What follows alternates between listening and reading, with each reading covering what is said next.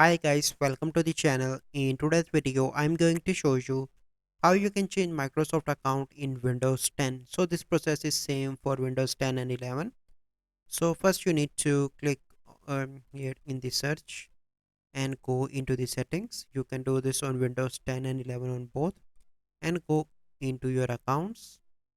And once you are in your accounts, you can see different options here.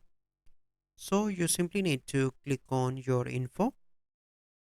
Once you are here, you simply need to click on your accounts and it will open a website of Microsoft account.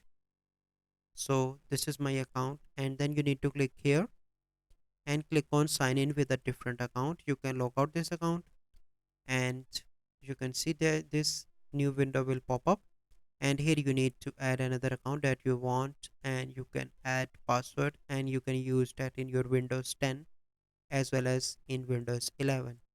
So this is the process how you can change Microsoft account.